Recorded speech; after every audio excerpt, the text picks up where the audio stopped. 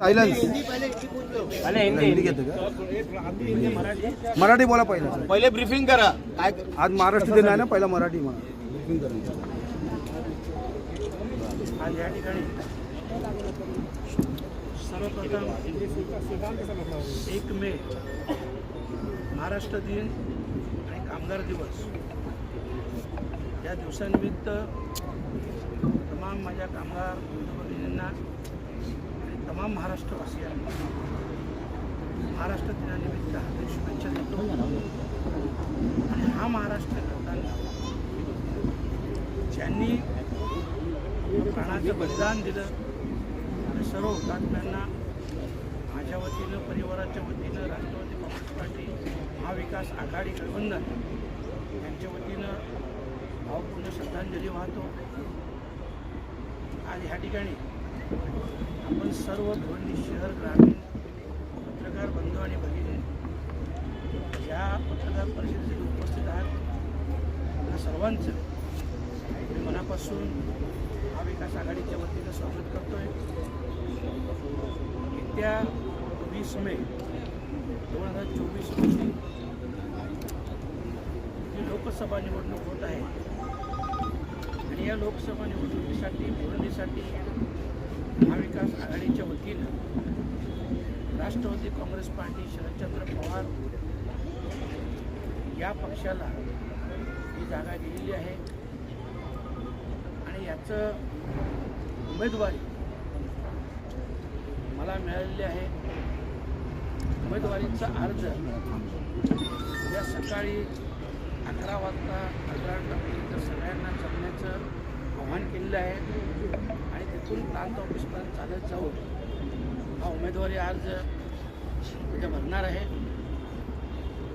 पुनश्च एकदा सर्व पत्रकार बंधू भगिनींचं स्वागत आणि सर्वांना महाराष्ट्र दिनानिमित्त मनपूर्वक शुभेच्छा.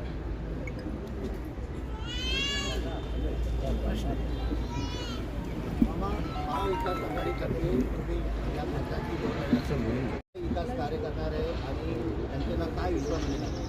आता मी पहिले पण बोललो, आजही सांगतो तर मी ही निवडणूक लढताना सर्वप्रथम पहिल्या सभेला आपण भिवंडी लोकसभेच्या विकासाची ब्लूप्रिंट अर्थात जी कामं असतील, मग ती कामं शैक्षणिक विषय असतील, आरोग्याविषयी असतील, डेव्हलपमेंट विषय असतील, रोजगाराविषयी असतील, हे सर्व प्रश्न घेऊ. कारण खरं म्हटलं तर या लोकसभेत एवढे प्रश्न आहेत, एवढे विषय आहेत, आज आपण ते घ्यायला गेलो तर 2-3 तास देखील कमी पडतील. एवढ्या सगळ्या समस्या या भिवंडी लोकसभेत आहेत. निष्क्रिय असे खासदार कपिल पाटील यांनी कुठलीही समस्या सोडवली देखील नाही आणि सोडवण्याचा प्रयत्न देखील. पाण्याचा देखील खूप मोठा प्रश्न आपण पाहत असाल. हा शहापूरसारख्या ठिकाणी असेल, भिवंडीत असेल, मुरबाडला असेल, सगळीकडं पाण्याचा प्रश्न देखील गंभीर प्रश्न निर्माण झालेला आहे. आणि ह्या कुठल्याही प्रश्नांचं काम न करता जसं टोरंटोविषयी कुठलंही काम कपिल पाटलांना सांगितलं तर ते बोलतात हे सोडून मला दुसरं काम सांगा, हे सोडून दुसरं सांगा. म्हणजे एकंदरीत त्यांची मनस्थितीच नाही काम करणे आणि त्याच्यामुळे कुठलेही काम झालेलं नाही. आणि हीच सगळी विकास कामं पेंडिंग आहेत. ही सगळी विकास कामं घेऊन आम्ही आपल्या समोर येतोय आणि ती विकास कामं 5 वर्षात पूर्ण करण्याचं वचन घेऊन मी आपल्यासमोर येणार. मामा, प्रतिस्पर्धी तुम्ही कपिल पाटीलला मानतायत असं एकंदरीत तुमचं बोलण्यावर करतो. निलेश लंकेंचं कसं होतं? प्रतिस्पर्धी हा 6 तारखेला समजेल. कारण 6 तारखेला माघार घेण्याची शेवटची वेळ आहे. त्याच्यामुळे 6 तारखेला आपल्याला कळेल पुन्हा कोणाचे फॉर्म राहतात आणि मग त्याच्यानंतर प्रतिस्पर्धी ठरवतात. मामा, मुरबाडच्या बाबतीत काय मत आहे आपलं? जे रेल्वेच्या संदर्भात मागे आपण एक आंदोलन केलं, काय सांगाल? दिशाभूल केली की कसं काय? ते दिशाभूल स्पष्टपणे फसवणूक आपण पाहिलं असेल. 2014च्या त्यांच्या अजेंड्यात होतं. 2019पर्यंत ही रेल्वे मुरबाडमध्ये येणार. अच्छा, 2019 3 मार्च त्या रेल्वे मंजूर झाली, सगळं झालं म्हणून उद्घाटन केलं. आपण देखील मीडियाने दखल घेतली होती, पाहिलं होतं. आणि आता पुन्हा 2024 आता पुन्हा सांगतात आता त्याचे समस्या चालू आहे आणि लवकर काम होते. तर एकंदरीत फक्त लोकांची दिशाभूल करणे, कुठल्याही प्रकारचं काम न करणे, निवडणूक आली तर सगळ्या आश्वासनांची खैरात करायची, नारळ फोडायचे, अशा प्रकारचं काम त्या खासदाराचं चालू आहे. ही लढाई कपिल पाटील वर्सेस बालेमामा आहे की भाजपा वर्सेस नाही, ही दोन्ही आहे. दोन्ही आहे. एनडीए विरुद्ध इंडिया आहे. कपिल पाटील विरुद्ध बाहेर. अरविंद म्हात्रेचा विषय काय आहे जे आज इथे बायका काळ्या साड्या घातल्या, पुरुषांनी घातलेत काळे कपडे, काय भानगड काय? बरं, हा सगळ्यात मोठा विषय आहे. हा पहिलाच विषय नाही. ही कपिल पाटलांना सवयच आहे. मी तुमच्या समोर बसलो आहे. माझ्यावर देखील 2016 307चा मोठा गुन्हा याच कपिल पाटलांनी केला होता. फक्त कोणाला ते चळवायचं. आत्ता तर जी घटना घडली आहे, कारण जशी जशी निवडणूक येईल, जसं तुम्हाला बोललो 10 वर्षात खासदारकी भोगली, 3 वर्ष मंत्रिपद भोगलं, परंतु कुठल्याही प्रकारचं काम, कुठल्याही प्रकारचं बोलतो फक्त ना फक्त 30-35 हजार करोड केले असं सांगायचं.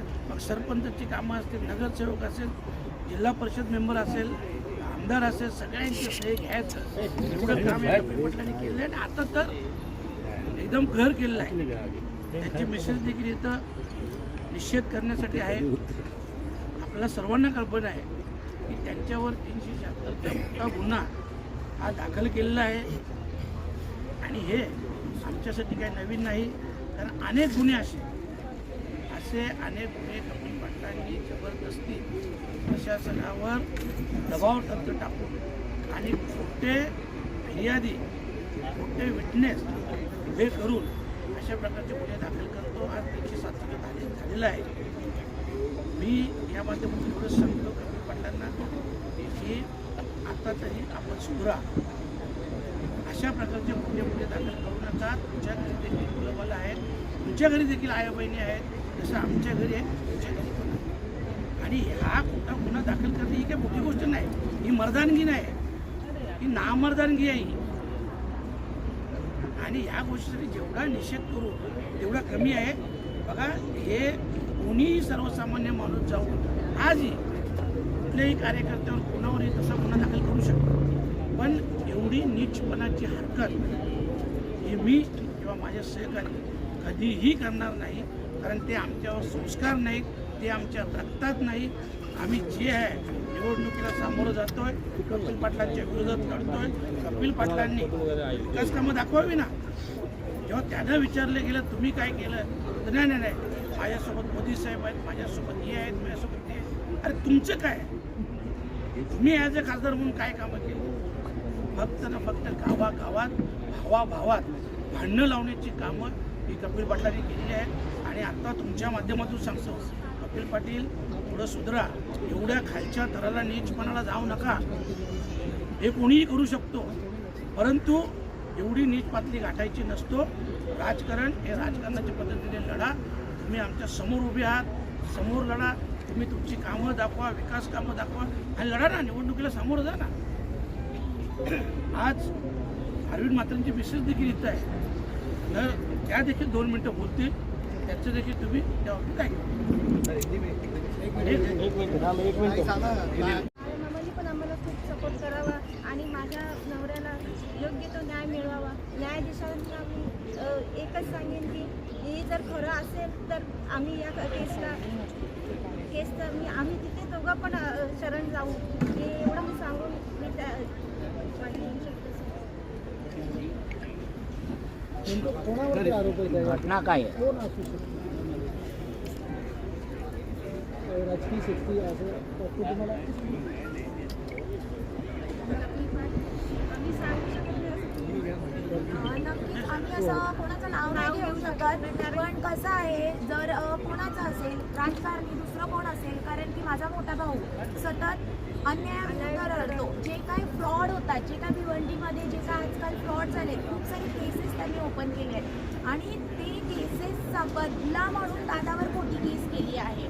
आम्हाला कोणाचं नाव नाही घ्यायचं, पण ज्यांनी पण केलं आहे मला एवढंच बोलायचं आहे की खोट्या केसेस करू नका. जर तुम्हाला खरंच लढायचं आहे, जसं आता मामांनी पण सांगितलं, आम्ही पण सांगतो, खरंच जर तुम्हाला लढायचं आहे, समोर या, जनतेच्या प्रश्नाची उत्तरे द्या, तुमची कामं दाखवा, मग बोलू. अशा खोट्या केसेस करून काही उपयोगच नाहीये ना त्याचा.